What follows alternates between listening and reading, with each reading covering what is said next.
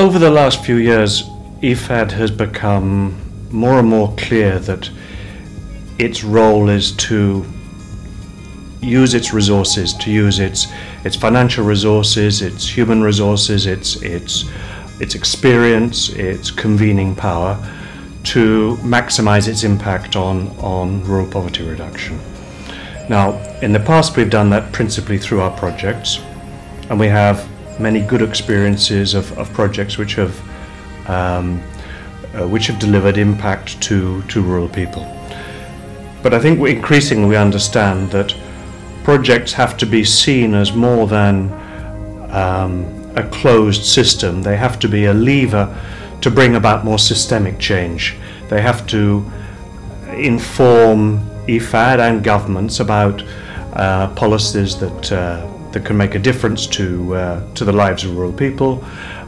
Where there are policy constraints, we need to identify those and bring them to government's attention.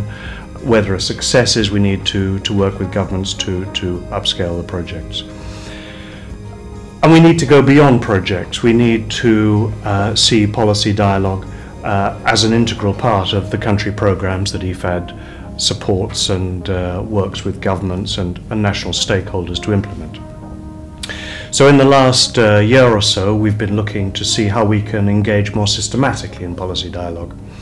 One of the first things I've been doing is to try and understand our experience in different regions of the world over the past few years, and there are many different sorts of experience of policy dialogue in sub-Saharan Africa, in Asia, and here in the southern cone of Latin America. But what we need to do is to exchange the lessons that we've learned from those engagements. We need to build on those. We need to more systematically think about policy dialogue within our country programs. We need to think more systematically about how we can leverage policy change. And my job is to work with the country program managers to better engage in policy processes in the countries they work in. So for me, coming to this seminar on the experience of REAF in affecting public policies has been extremely valuable to understand what the lessons that can be drawn from REAF to other regions are, and really use the experience for policy dialogue processes in other regions.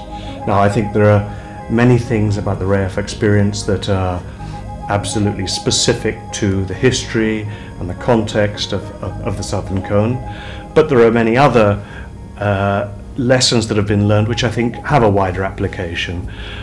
Things like the regionality of the REAF experience. By bringing stakeholders together in a regional context, it provides, if you like, a safe space where people from the same country can talk to each other outside the usual power dynamics. I think the very process of dialogue that we see in REAF is also a really important lesson for other regions. So I certainly hope that some of the things I've seen here today are things that I'm going to be able to take to my colleagues in IFAD as I try and help them focus on policy issues in other regions.